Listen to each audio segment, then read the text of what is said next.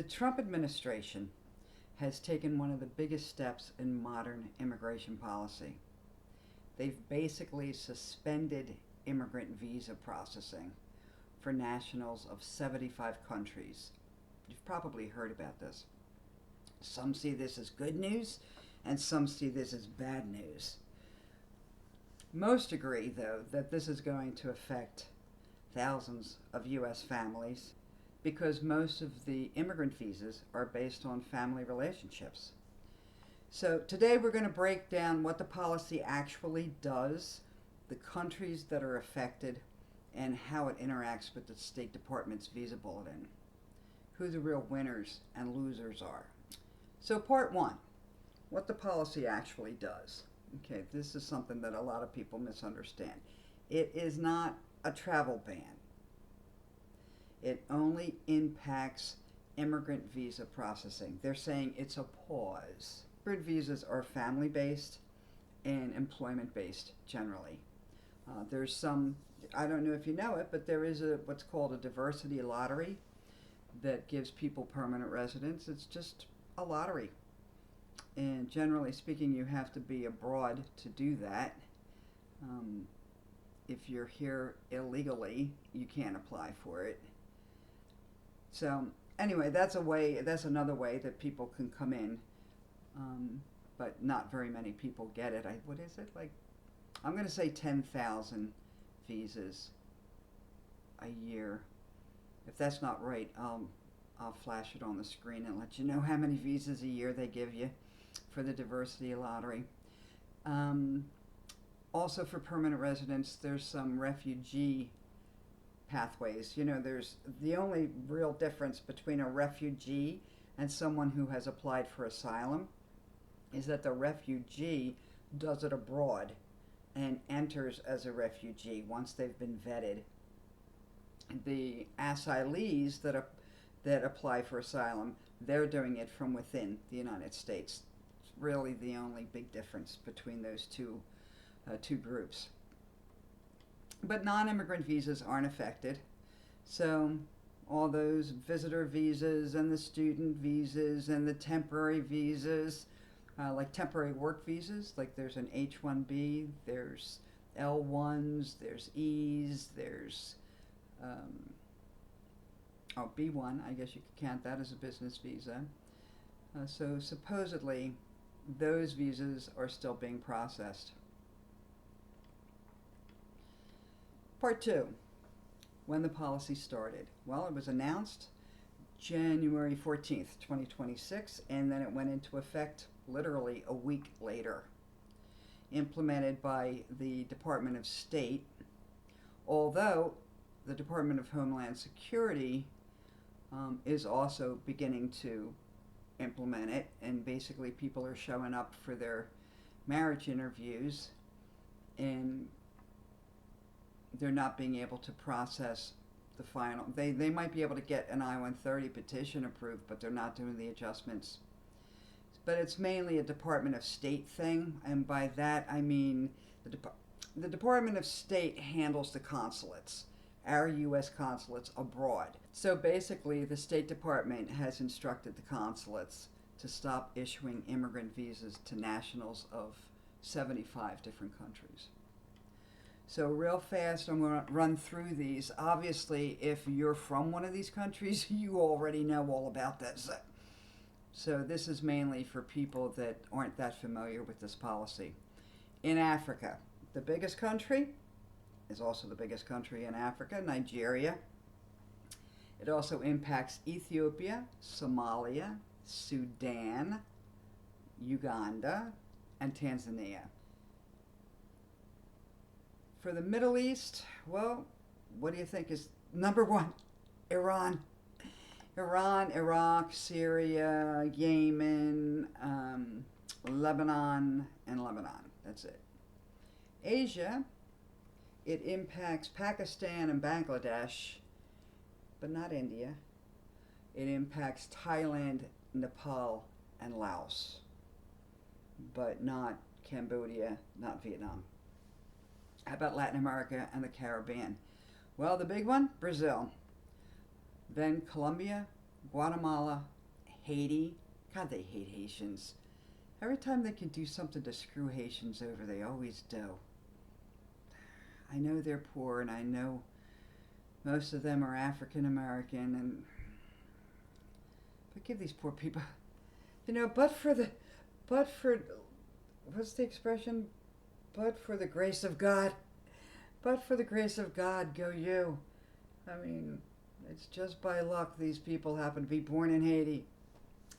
Anyway, where was I? I have to stop interrupting myself. Latin America, Brazil, Colombia, Guatemala, Haiti, and Jamaica.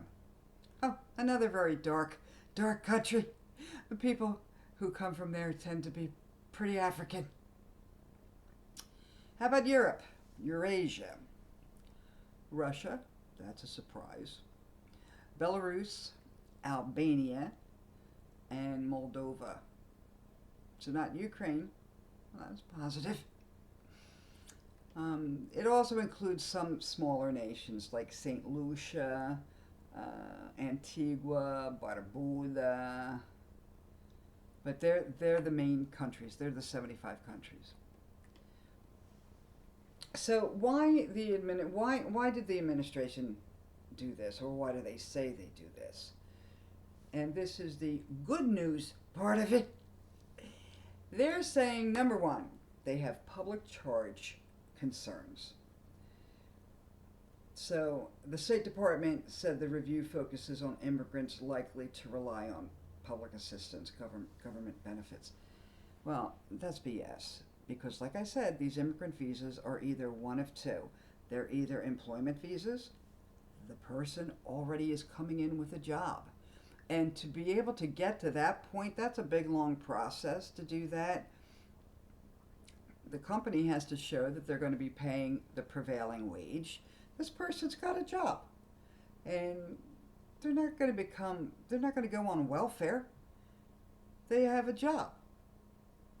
Also, for the family-based, every family-based person has to have an affidavit of support filed on their behalf, either by their sponsor, have it be their relative that's sponsoring them, or someone who's a joint sponsor who agrees to help this person, and that's a legal binding contract.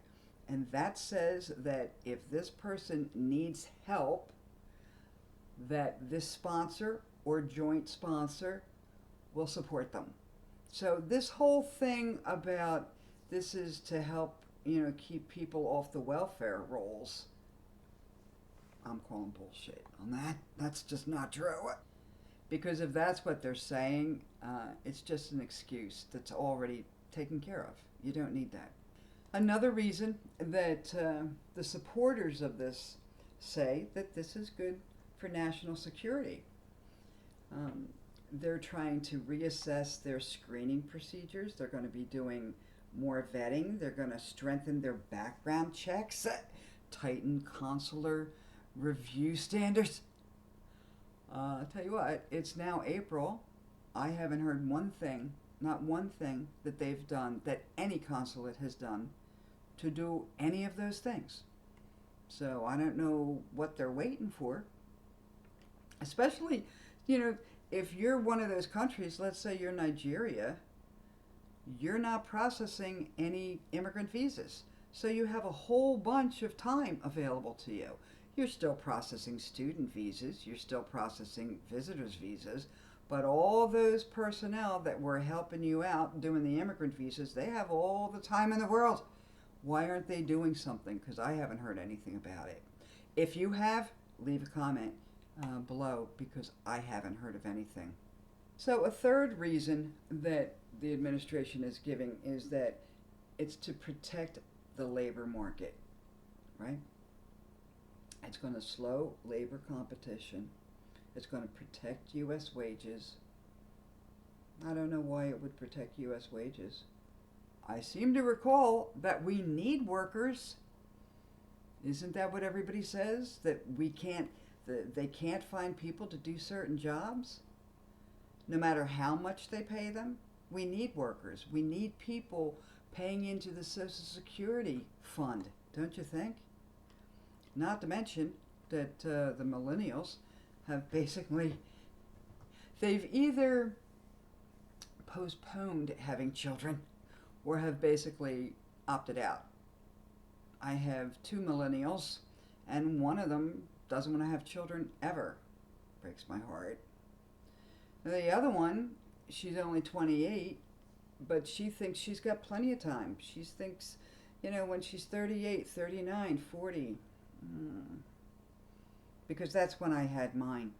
So she thinks, well, she's going to be able to do that too. But that's not necessarily true. So she's basically postponed having kids, and the other one doesn't want kids at all. Who's paying into the Social Security fund 20 years from now? We need immigrants. Just in case people don't want to know. Some people don't want to believe that, but we actually do need immigrants. And we have plenty of room. We're not running out of any room. In fact, I heard once, this is a number of years ago, somebody had done had crunched some numbers, and they said, you could take every single person, legal or illegal, who's living in this country and fit them all into what would be the state of Texas. And they would still have more room to move around, more personal space than people living in New York City have right now. But this is a big country. We got a lot of room. So, here comes the bad news, right? The bad news, this is just what the critics are saying. Well, the most obvious, it blocks legal immigration. And I've been hearing this now since he first came on board in 2016. So many people I've heard say they're not against immigration. They're against illegal immigration. And I also called bullshit on that from way back. It's like, that's BS. You don't want any immigration. And this kind of proves my point. This is legal immigration that they've blocked. Everybody says they should go home and do it the right way. Let's look at that a little bit. In fact, I mentioned this in the beginning about the Visa Bulletin. The Visa Bulletin, I'm going to leave a link to my video about the Visa Bulletin in case you're not familiar with it.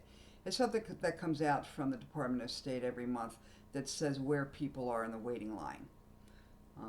And it's your place in the waiting line. And that place is determined by the date that the visa petition was filed on your behalf. So let's say somebody who's a naturalized citizen has a sister or a brother back home. And as soon as he becomes a citizen, he files a visa petition for that person. Look at these numbers. This is based on April of 2026, that month's Visa Bulletin. For adult children of citizens. So let's say you've become a naturalized citizen, but your adult child, you can now petition for that person, right? So you file for your adult child. There's a 14-year wait until they can begin the next step of processing. Siblings of U.S. citizens, for most people in the country, there's a 17-year wait for most people. 25 years if you're Mexican. So go home, do it the right way. Yeah, well, it's going to take 17 years to bring your brother or sister here. It's going to take 14 years to bring your adult children. So, bottom line is that families could be separated and stuck abroad for over a decade or more.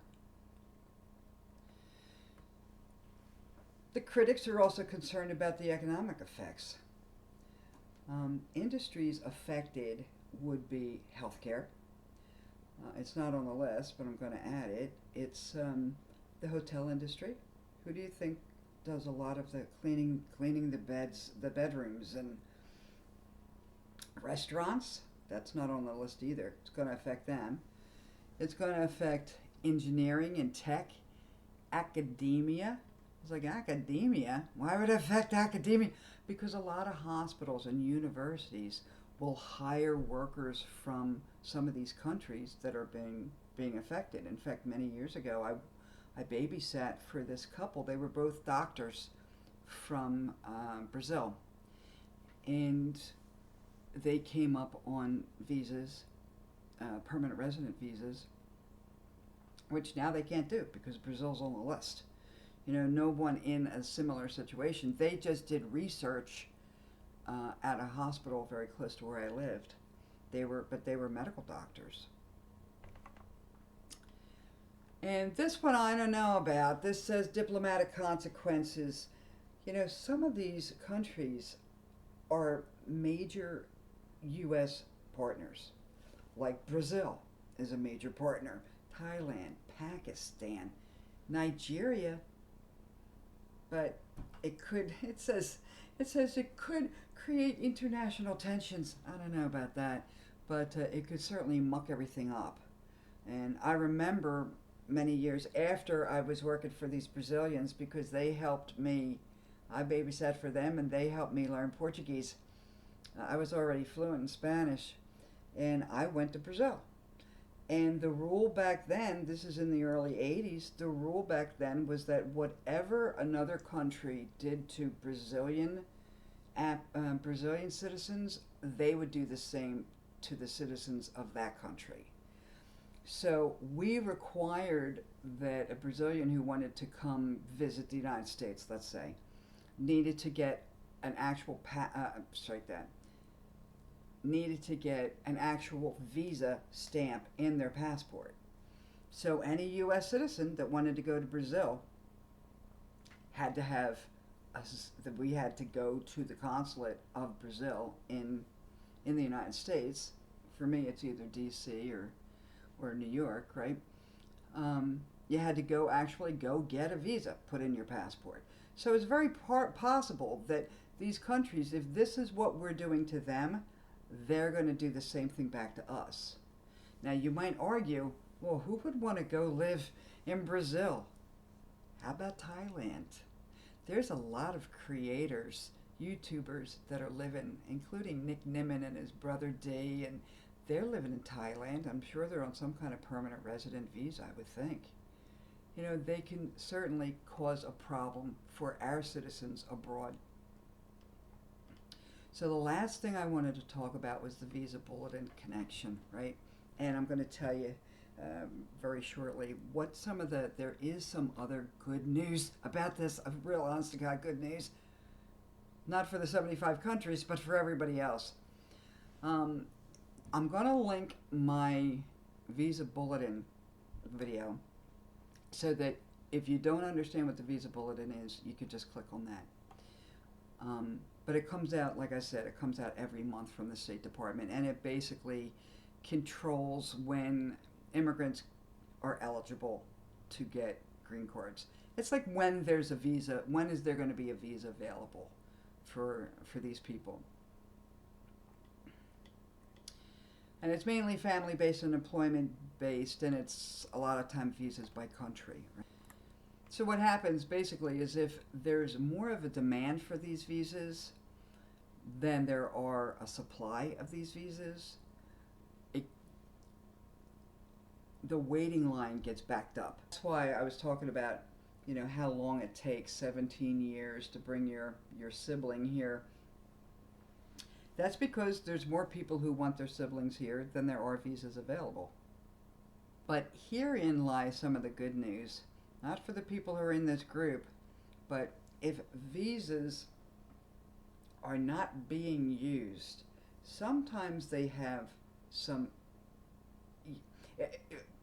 If somebody doesn't use a visa, for instance, then other categories can use that visa instead. So let's say you have all these permanent resident visas not being issued to this country, that country, some other country. Well, that means that the other countries can use those visas. And that's exactly what happened. The second second category, which is for spouses of permanent residents, that's usually has some kind of a backlog, a couple of years, right? It's all current. It's current for everybody across the board, including if you're from Mexico, if you're from mainland China, if you're from India, places that are normally oversubscribed, it's current. So people who have been living here or who have been waiting abroad, they're now going to be able to get their visas available for them. They're not going to have to wait another 16 months or 18 months. So it's good for the people who aren't nationals of any of these countries, but not great for the ones that are. So one more thing to look at are legal challenges. There's already been a number of lawsuits filed. We need comprehensive immigration reform. What that means, because that gets bantied about a lot, that just means the whole thing needs to be rehashed. Has to be rethought how we're going to do this. Who do we want here? Do we really want family reunification? I would think so, at least on some level. Or should it be more about we want people who have higher skills and bring in more employment visas instead of family visas? Congress needs to look at this, and Congress ain't doing diddly squat. This is a hot potato, and they have kicked this can. Boy, I'm mixing metaphors here.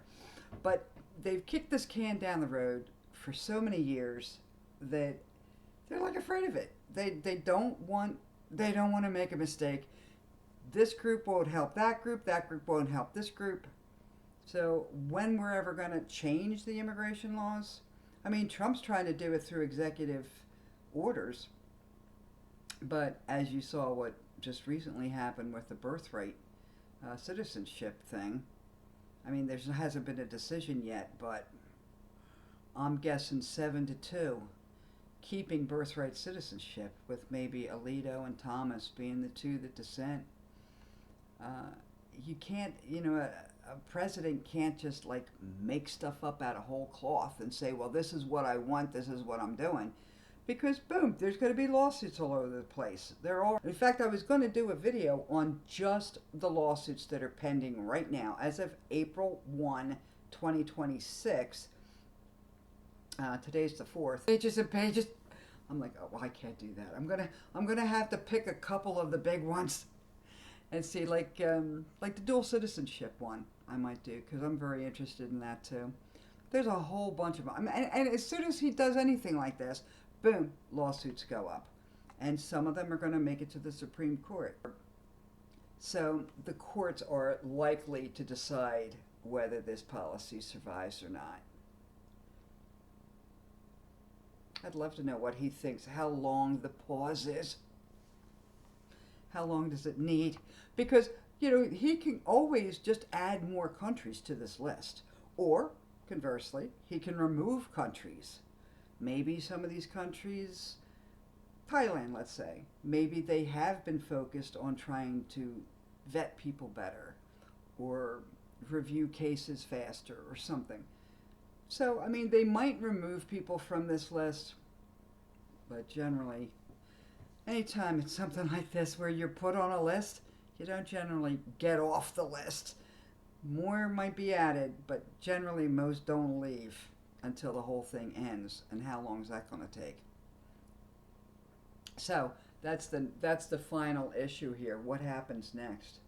What's possible, right?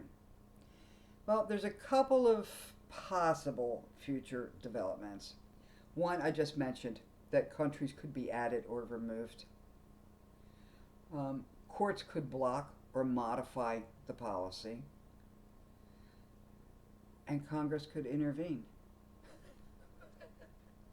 Well, like I said, Congress isn't going to intervene. Congress won't intervene.